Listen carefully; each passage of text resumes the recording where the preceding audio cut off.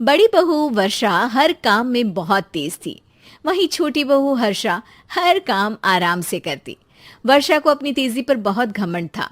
वो बात बात पर हर्षा को ताना मारा करती। एक दिन वर्षा किचन में खाना बना रही होती है और हर्षा से कहती है, देवरानी जी, इतना धीमे धीमे खाना बनाओगी तो लोग भूख से मर जाएंगे।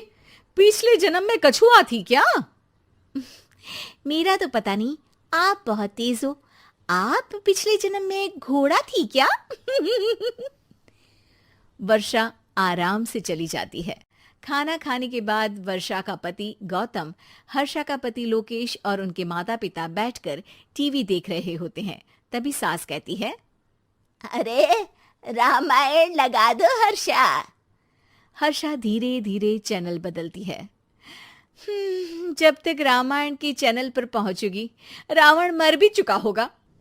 हाँ बेटा हर्षा, जल्दी लगा देना, राम भगवान के दर्शन कर लूं।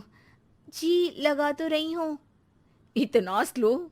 सासू माँ इतने में तो अयोध्या जाके राम भगवान के दर्शन कराएंगी। सब वर्षा की बात पर हंसने लगते हैं। वर्षा हर्षा के हाथ से रिमोट लेकर रामायण लगा देती है। हर्षा बुरा नहीं मानती और वो भी हंसते हुए वहां से चली जाती है। एक दिन हर्षा खाना खा रही होती है। तभी वर्षा वहां आके कहती है, अरे कितना धीमे धीमे खा रही हो। इतने में तो शादी में 100 लोग खाना खा लेते। आधे घंटे से खाना खा रही हो तुम। अरे खाने को चबा चबा कर खाना चाहिए। हाँ हाँ, आप तो चबा के भी खाती हो और दबा के भी। अरे आपको मेरे धीरे खाने से दिक्कत है या ज्यादा खाने से? अरे आप धीमे खाओ या ज्यादा खाओ मुझे क्या, बस मैं ये कहने आई थी कि सुबह कुछ मेहमान आ रहे हैं, जल्दी उठ के खाना बना लेना, देर मत करना। साथ में बनाते हैं ना। तुम्हारे साथ बनाऊंगी तो स्पीड को 5वें गियर से पहले गियर पर ले आना पड़ेगा। अरे भाई, तुम्हारे साथ रहकर तो मेरी तेज रफ्तार पर भी असर पड़ेगा और मैं भी तुम्हारी तरह हौले हौले काम करने लगूंगी सब। ठीक है, मैं पराठे बना लूंगी और सब्जी बना लूंगी। आप चपाती बना लेना और दाल बना लेना। हाँ हाँ ठीक है, पर अलग अलग ही बनाएंगे। अगले दिन हर्षा जल्दी उठ के काम करने लगती है और वर्षा सुबह उठ के ये सोच के वापस सो जाती है कि काम तो वो तेज कर ही लेती है। अगर थोड़ी देर सो भी जाएगी तो भी हर्षा से पहले तो काम निपटा ही लेगी। हर्षा बेटा, आज भगवान के लिए थोड़ा जल्दी हाथ चलाना। हाँ, मेहमान आने ही वाले हैं।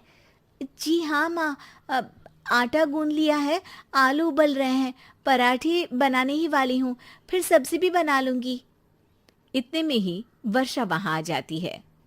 माँ जी, मेरा तो आप टेंशन ही मत लो, अभी उठी हूँ, लेकिन देखना खाना फटाफट राजधानी एक्सप्रेस की स्पीड से बना दूंगी। इतने में ही मेहमान आ जाते हैं। आइए आइए आइए, खाना बन ही रहा है, चाय बनवा लेती हूँ पहले आपके लिए। सास किचन में आती है। वर्षा, वो लोग आ गए, चाय बना दे जल्दी से। हर्षा को नहीं बोल रही क्योंकि वो तो सुबह की चाय देने में शाम कर देगी। चाय बन भी चुकी है माँ जी। वर्षा तेज ही नहीं, सबसे तेज है। आप चलिए, मैं चाय लेकर आती हूँ। वर्षा मेहमानों के सामने चाय लेकर जाती है। ये हमारी बहू है वर्षा, तेज वर्षा कहते हैं इसको। हर काम में इतनी तेजी रखती है जैसे मिल्खा सिंह भाग रहा हो। अरे वाह वाह, फिर तो खाना भी जल्दी मिलेगा हमको। हाँ हाँ, आप चाय नाश्ता खत्म कर लेंगे, उसके पहले ही वर्षा जल्दी से स्वादिष्ट खाना भी लेकर आ जाएगी। वादा तो कर लिया जल्दी खाना देने का। आपकी चपाती भी नहीं बनी और दाल भी नहीं उबली। फिर भी तुमसे पहले काम खत्म हो जाएगा मेरा। तुम्हारी तरह नहीं हूं, घड़ी की सबसे पतली सुई की जैसी धीमे धीमे धीमे काम करती हो तुम। बस वर्षा अपने तेज हाथों से दाल कुकर में चढ़ाती है और आटा निकाल के गूंथने लगती है। थोड़ी देर में कुकर की तेज सीटी बजती है। और वर्षा का हाथ डोल जाता है। आटे में पानी ज्यादा पड़ जाता है। अरे रे, आटा तो ज्यादा गीला हो गया। वर्षा जब रोटी बेलने लगी तो एक भी रोटी गोल नहीं बन रही थी। कोई रोटी श्रीलंका के नक्शे जैसी थी तो कोई रोटी ऑस्ट्रेलिया के नक्शे जैसी बनती। वर्षा चिढ़ जाती है। कुकर फिर से जोर से सीटी मारता है। सास बाहर से आवाज देती है, वर्षा बेटा, आज स्पीड थोड़ी कम लग रही है। टाइम और लगने वाला हो तो बता दो बेटा। वर्षा को ये बात सुनकर बहुत बुरा लगता है। वो सोचना भी नहीं चाहती थी कि कभी उसकी तेजी पर कोई सवाल उठेगा।